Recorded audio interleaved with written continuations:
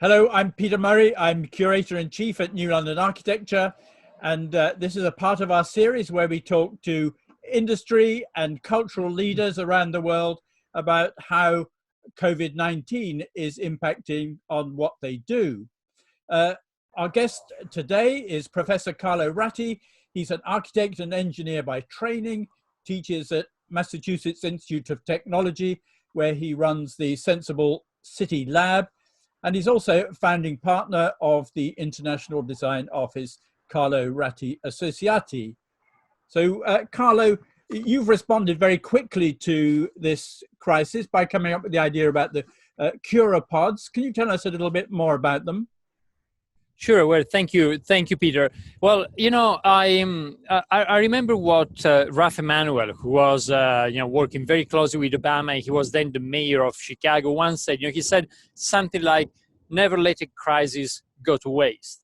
And so, really, what we did at the office and also at the lab over the past couple of weeks was say, well, what can we learn from this? And actually, if you want, we can discuss this later. Also, how can we learn also how to work in a better way, in a more efficient way, to save energy, to connect more remotely, and so on. But one of the ideas that came up was the following. And now, all of us are trying at the moment to smoothen the curve. And certainly seems to be the right thing to do. And the key reason for doing it is that we don't want to overwhelm the healthcare system. However, what's going to happen, say, in Italy, in a month, in a couple of months? What's going to happen in the UK, in France, in Spain? What's going to happen in New York? If just we go back to work, then it's like, starting again contagion and spreading the virus. So it looks like, there's only two ways out of this. One way is a vaccine, but then we are told, also our colleagues here at MIT say, this is going to take a long time, maybe 12 or 18 months. We'll see, hopefully earlier. Or the other thing is really, we can go back to work provided we can actually strengthen our healthcare system. So we can actually have more ICU, intensive care units. And then the question was, how do we do that is the fastest possible way? If you look at that, so that was like kind of 10 days ago. We started looking at all the documents from China. And if you look at how China did it, was in two ways. First of all, take big convention halls and put a lot of beds there. That's quick, you can do it, it's very good for people, but there's a big but, and that is the fact that you create an environment with a lot of viruses, and then a lot of doctors and nurses get infected. So actually it's very difficult for them to work in a proper way. Then the other alternative is you do a prefabricated hospital. In a prefabricated hospital, what you can do is actually use negative pressure in order to do bioconfinement, which means that the virus doesn't go out, and you can also create a lot of safe, clean spaces where there's no viruses. And so that's very good for all of the doctors, nurses, the healthcare professionals, but it takes too long. So the cost is very high, and it can take 2 or 3 months in order to do that, even with prefabricated structure, even with Chinese timing. Because in China, we've seen hospitals being built in a few days, but clearly before they were being produced in factories. So our question was, is there any way we can do something which is as fast to deploy as a tent hospital, as something, a convention center, but something that's safe because of negative pressure as, a proper hospital? And that's when we, there's something that all of us has been playing with at some point or another in our career, even maybe just as students, which is shipping containers. And the reason that shipping containers is a global infrastructure, you can easily get thousands of them. And then we started looking, can we actually do an ICU in a shipping container? Well, it turns out we can. Now we did this in an open source way. Again, this was like a non-profit open source collaborative effort over the past 10 days.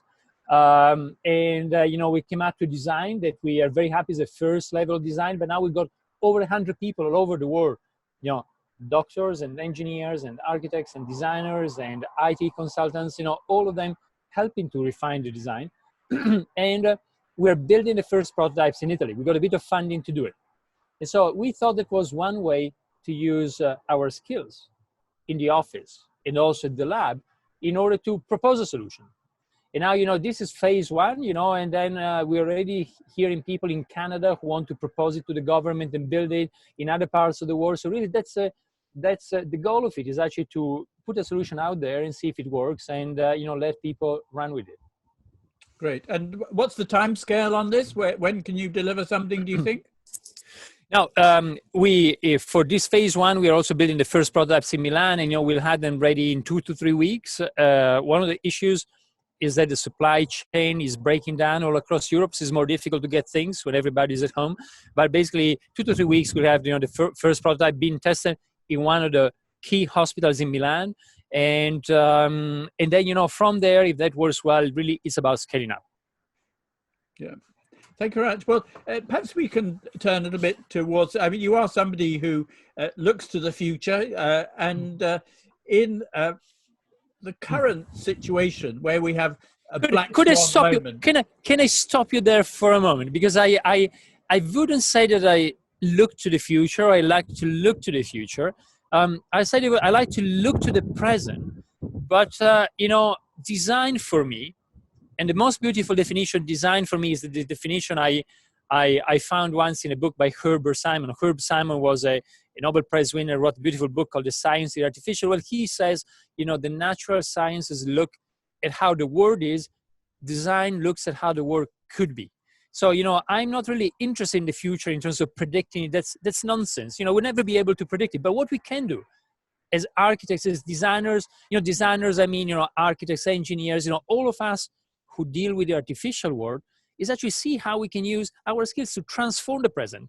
And so it's a way not really to predict the future, but to together to build a different present, to transform the present into tomorrow.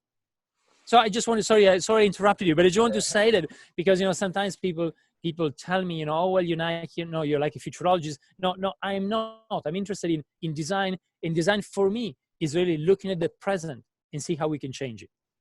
Fine, but that works very well in terms of my question, because we are today in a black swan moment, really, a period when we have very little data on which to go to assess what the impact of coronavirus is going to be in the longer term. But we are seeing a number of changes already. The use of digital communications, like we're doing at the moment, has spread virally across the world. People are doing it who had never had the experience of video conferencing before.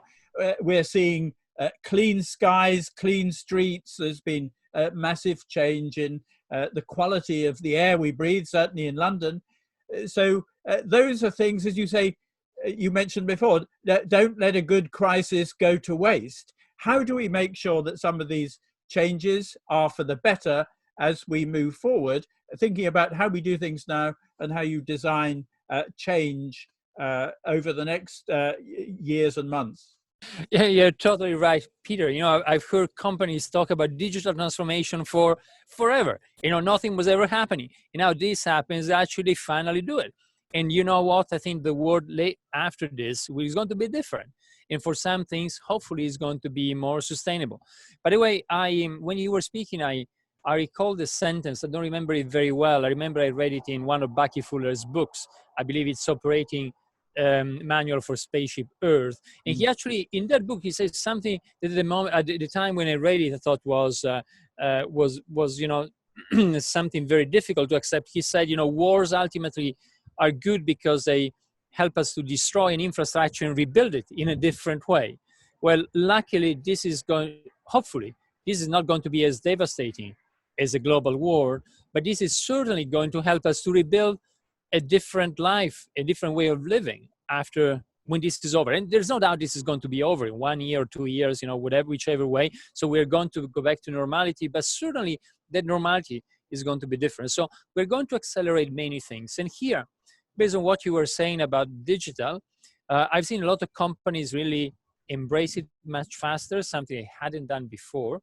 And for us in the design profession, it's a bit more difficult because we like to sketch. It's very easy to do like what we are doing now. We're using Zoom, and we're using Zoom. I'm using Zoom or Skype or GoToMeeting or WebEx all the time, every day today. Now, we don't have very good tools for sketching. I think that's another interesting thing. And there's a few of them. We're trying them. But I think that's another thing perhaps we could help develop so that as architects, designers, engineers, we can keep on collaborating better in a more distributed way. So you're totally right. And I think that's why we need to start thinking about what that life is going to be in 6, 12, or 24 months when things, when the virus is over. Yes, because clearly in periods like this, collaboration becomes really important. And as you say, you've been doing the CuraPod design on a sort of open source methodology. And we are actually going to come out of this with much greater networks to communicate and share ideas, concepts, and rebuilding economies and the way we live in the cities. Yeah, and I think that for me is another hopeful sign. There's a beautiful book by Peter Singer, who for me is one of the greatest philosophers today, who's called The Expanding Circle. It's about, these expanding circles of empathy and how, through globalization and the internet, hopefully, we can create a society where we feel we are together on spaceship Earth. And so I think this is also going to accelerate that process, I think.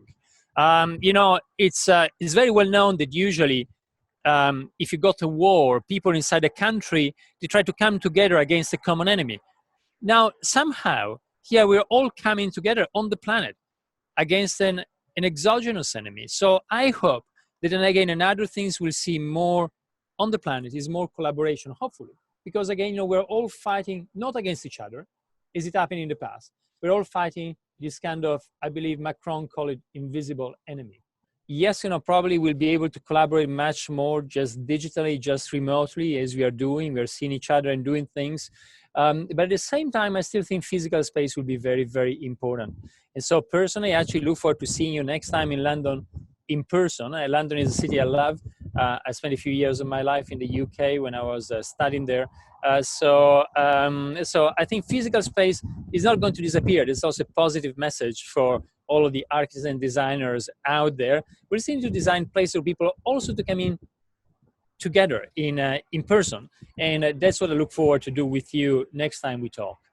Thank you very much. Well, that's a really interesting conversation about how we might change in the future. And I hope you're right about continuing collaboration once we sort out this current crisis. But Carlo Ratti, thank you very much for your conversation today. Thank you very much, Peter.